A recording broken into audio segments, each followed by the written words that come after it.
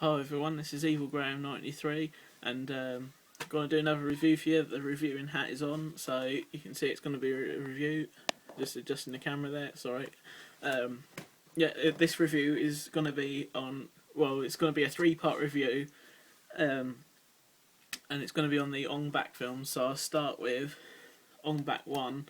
It's this middle one right here. I don't know why it's in the middle, it should be at the top, but it's in the middle. So basically, all the Ong Bak films star Tony Jaa, who is a Thai martial artist who specialises in Muay Thai. Is that how you pronounce it?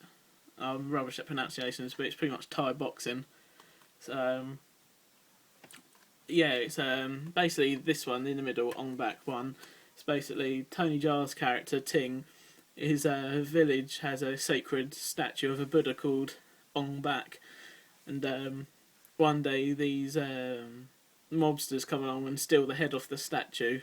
So the village sends Ting out. All the villagers send Ting out to go and retrieve it. Back in this big city.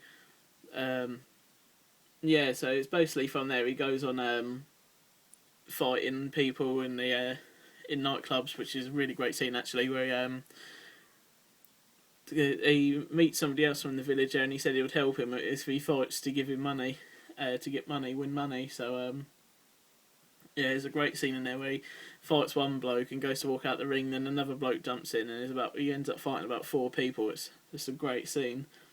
And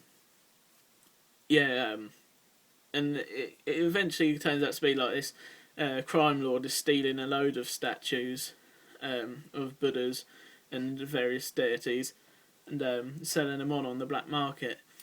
And his main goal is to retrieve the head of this massive statue. It's in a cave, a sacred statue. And he's got this other bloke with him that's a martial artist, and he injects himself with something, probably steroids. And he ends up having a big fight with Tony Jaa right at the end. But it's a great film.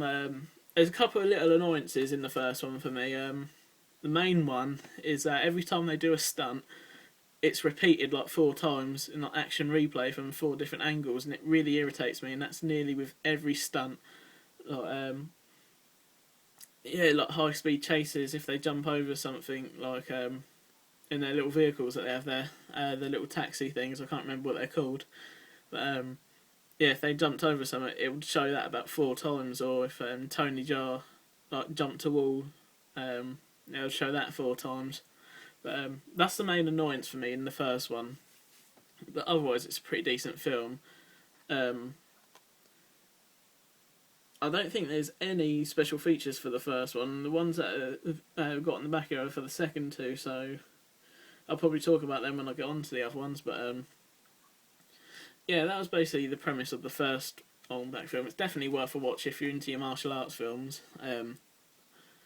It's just great, and as I said before, it stars Tony Jaa, and he's probably the only person that I know from the film.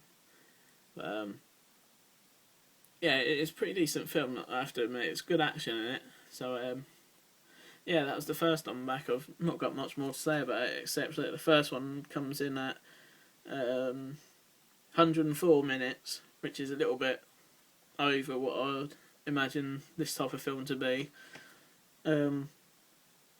Who's the director? Oh, I'm going to murder this name.